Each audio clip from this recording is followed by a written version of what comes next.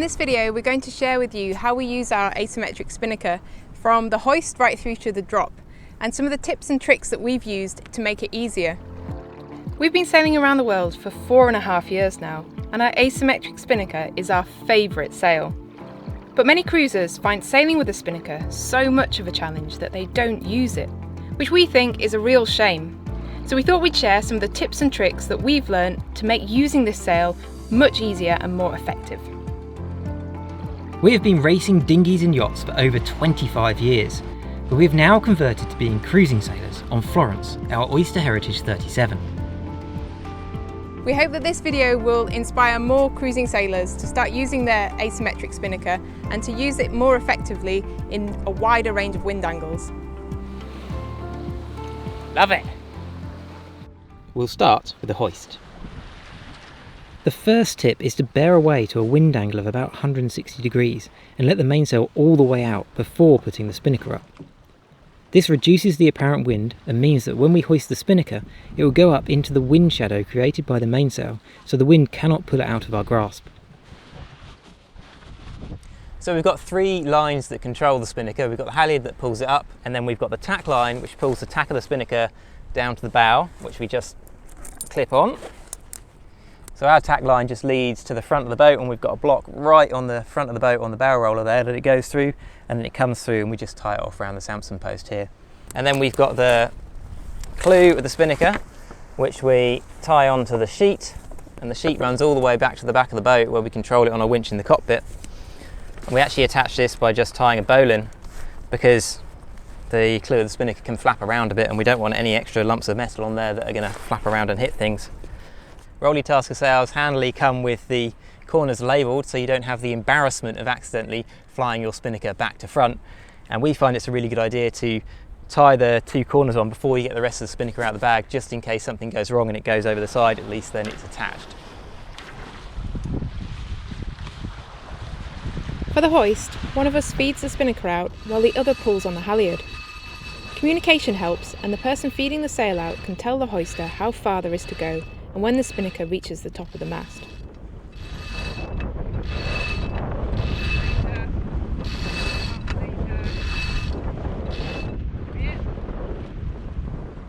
Once the spinnaker is hoisted in the sock, we head up to a wind angle of 120 degrees, ready to raise the sock and deploy the spinnaker. This wind angle means that the spinnaker will fill as the sock is raised without flapping around and getting tangled. As the person on the bow pulls the line to raise the sock, the person in the cockpit pulls on the sheet to set the spinnaker. Nice! Now we tie off the sock line to a bow cleat to stop it flapping around, and we can steer the course we want and set the spinnaker to that course. To trim the spinnaker to the right position, let the sheet out slowly until the front edge just starts to curl. This is the perfect racing setup, but for cruising we tend to pull in a bit more sheet so that it doesn't curl, and this means that the spinnaker doesn't flap when the autopilot wanders about in the waves. On Florence we find that our asymmetric spinnaker works well from wind angles just forward of the beam back to an apparent wind angle of around 120 degrees. But sailing lower than 120 degrees causes the spinnaker to become unstable and collapse. This is due to it being hidden in the wind shadow of the mainsail. If we want to bear away past 120 degrees, then there is an easy trick to keep the spinnaker flying. But this is a trick we hardly ever see any other cruising boats doing. We use the spinnaker pole to pull the asymmetric spinnaker around out of the wind shadow of the mainsail.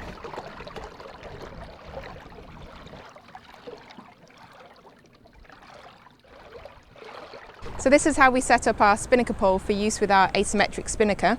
We set the pole as low as possible on the mast, and that's so that the tack is as low as it would usually be if it was set on the bow roller.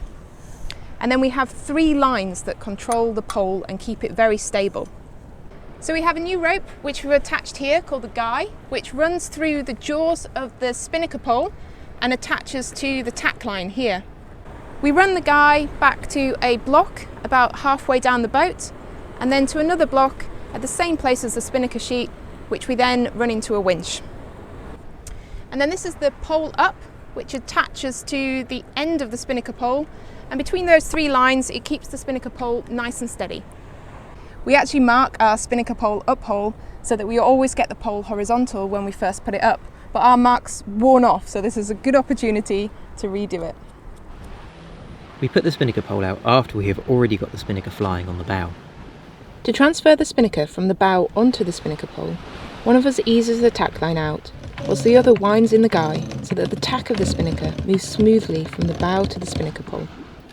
We can then set the angle of the pole to whatever we want by easing out or pulling in on the guy and the tack line.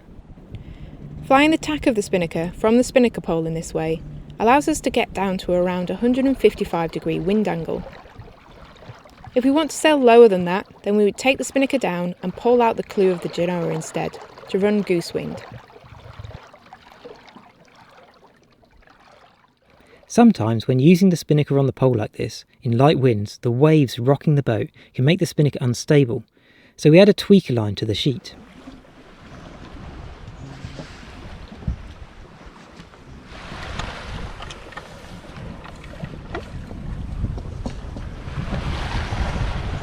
A snatch block like this is the easiest way to set this up.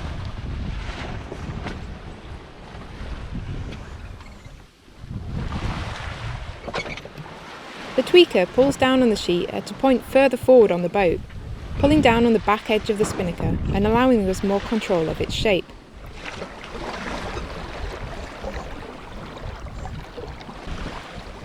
This stabilises the movement of the sail.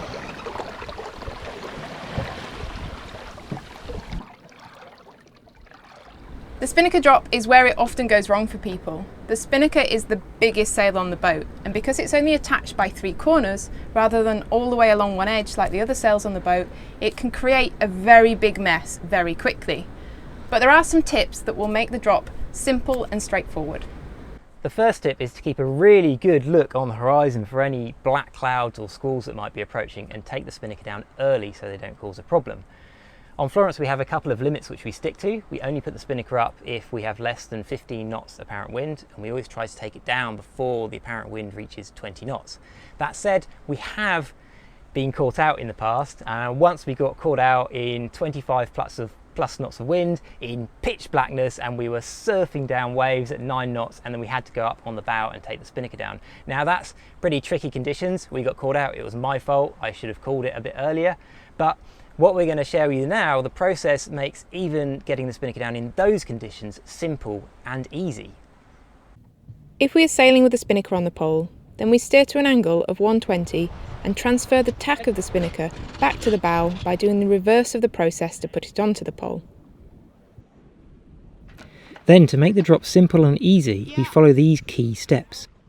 Bear away to a wind angle of around 160 degrees to hide the spinnaker from the wind behind the mainsail.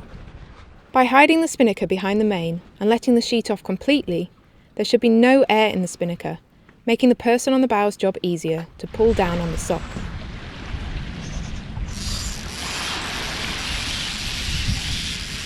So this is probably the best tip of them all. We've never seen any other boats doing it this way, but this really transforms and makes the dropping the spinnaker much more easy.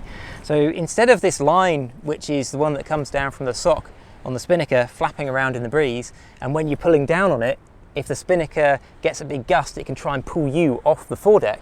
We take that line and we run it through this ratchet block. It's an auto ratchet block here, which we've just looped around the cleat on the foredeck. And instead of being pulled up and off the deck, you get pulled down more into the block. But because it's a ratchet block, it can't pull you in, and you're just much more stable. It makes the whole process so much easier.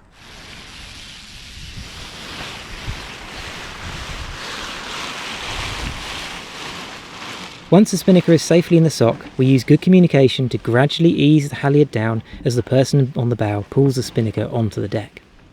A general tip for all work outside of the cockpit is to sit down whenever possible. Sailing a monohull on the ocean can often be rolly and unstable. Sitting down makes you a much more stable platform and frees up the hand you would otherwise have to hang on with. So in summary, our top tips for easy asymmetric spinnaker handling are: Steer to around 160 degrees apparent wind angle for the hoist and the drop to hide the spinnaker behind the mainsail and make your life easy. Use the spinnaker pole to pull the spinnaker out from the wind shadow of the mainsail so that you can sail lower angles downwind with an asymmetric spinnaker. Use a tweaker on the sheet to gain more control of the asymmetric spinnaker's back edge and stabilise it when sailing lower wind angles. Run the sock down hole through a ratchet block attached to the bow cleat or the tow rail so that the spinnaker cannot pull you off the foredeck during the drop. We love sailing with our spinnaker. It allows us to sail in light winds when we'd otherwise have to motor. It allows us to be faster in medium strength winds, and it also looks really good on camera. So we hope this video helped you and that we can see more of you on the water flying your spinnakers.